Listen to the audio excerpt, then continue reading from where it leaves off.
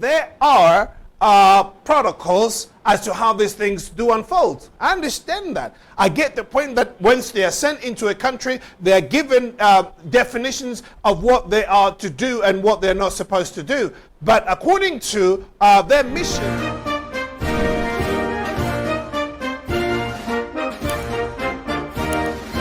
welcome to Good Morning DRC TV. We are great and happy to be back here again just to bring some news in terms of what is happening around Africa. Today being Monday the 2nd, I believe, the 2nd of October.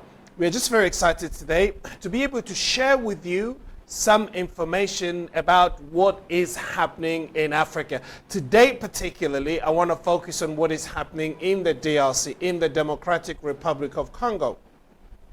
I believe many of you that do follow what is happening in this country, you will understand that the current situation to do with the United Nations, or the Monusco as they call it. Monusco is a task force sent by the United Nations on a peacekeeping mission. They do that around the world, and they did that for the DRC 25 years ago, if you can believe it. 25 years ago, the peacekeeping mission came to the Democratic Republic of Congo. And during that 25-year period, about 10 or more than 10 million people have lost their lives in the eastern part of Congo due to conflict with neighboring countries and militia groups. Now, that should set you on your toes, and you would begin to ask questions. It really begs the question, why do we have a peacekeeping mission the past 25 years, and during that same period of time, more than 10 million people have lost their lives? Then you ask yourself, what is the purpose of this peacekeeping mission? What are they doing in the DRC if that is the case? It's logic, isn't it?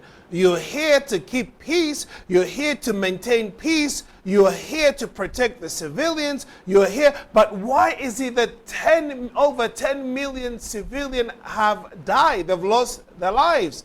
Now, these are some of the troubling questions that Congolese are asking themselves in and out and every day as they go about their lives. Now, the peacekeeping mission costs about over $1 billion a year just to maintain, and I believe that, there are countries that contribute to that, but the Democratic Republic of Congo itself also pays to that, as I understand.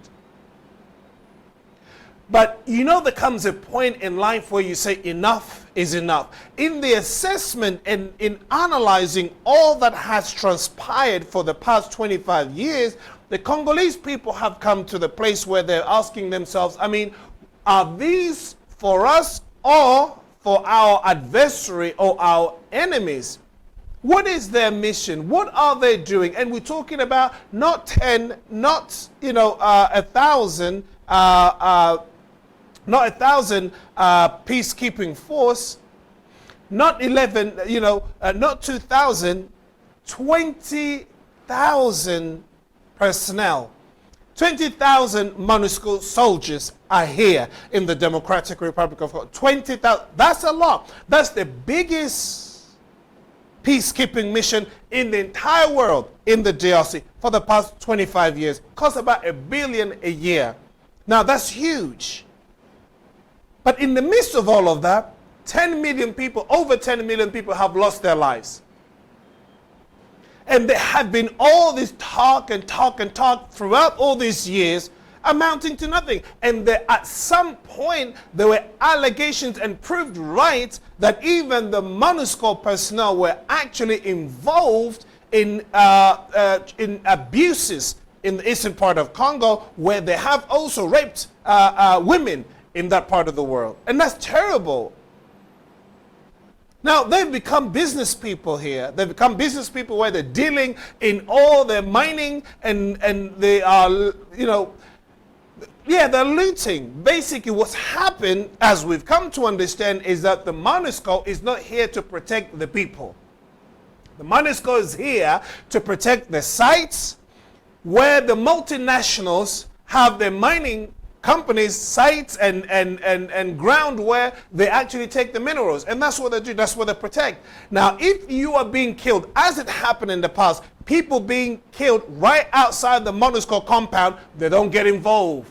They don't take their armament. They don't intervene. That's not what they're there to do.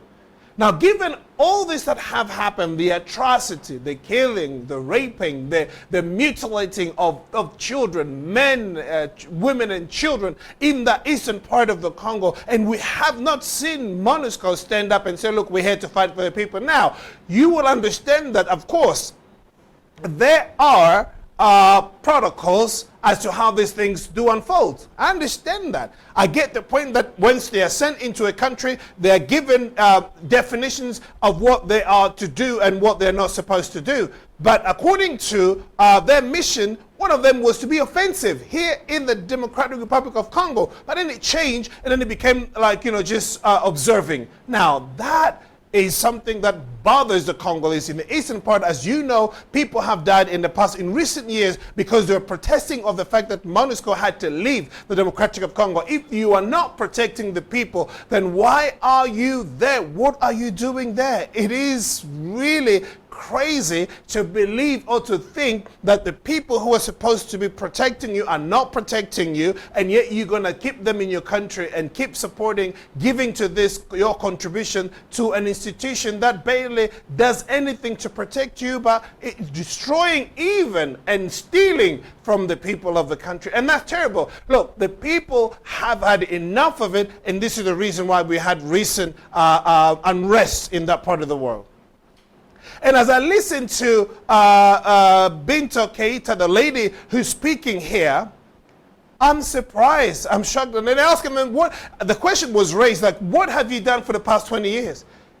And then she quoted a number of things like, we were involved, when they were having this treaty, and then we were involved, during the 2006 elections, and we were involved during 2011 elections. And I'm thinking to myself, 20,000 personnel of the Monusco, you are here just to protect the elections, and these are the things you've done. More than 10 million people have died.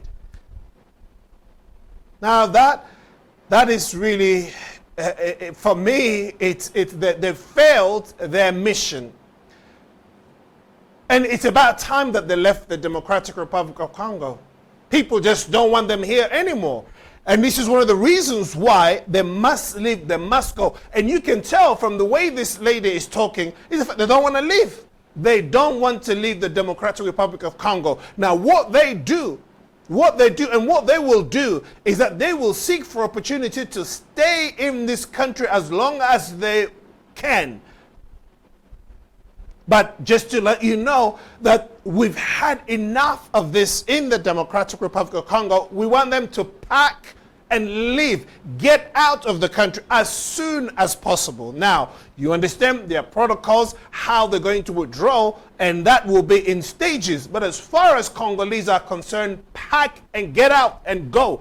Leave us. If you are not here to protect us, then what are you doing here? And this is the reason why I just wanted to inform you and let you know that this is what is happening right now in the DRC. The Monusco will have to start their withdrawal on December this year. December 20th, they have to start withdrawing their troops out of the Democratic Republic of Congo. And then they have until December 24 to complete the whole withdrawal thing. It's crazy. It's unbelievable. I can tell, really, just by analyzing this, and then they will talk about this. They will have a meeting at the Security Council. They will decide on, and they have to define, it's all a lot of, a lot of crap, basically, a lot of red tape, just really to maintain their presence in the DRC. And that is wrong. We don't want the Monusco here in the Democratic Republic of Congo. Time has come. After 25 years, after losing more than 10 million of our people, it's time for you to go, and they must go. So just keep this date in mind. 20th December this year, they start their withdrawal. And I'll bring you some more details as this unfolds.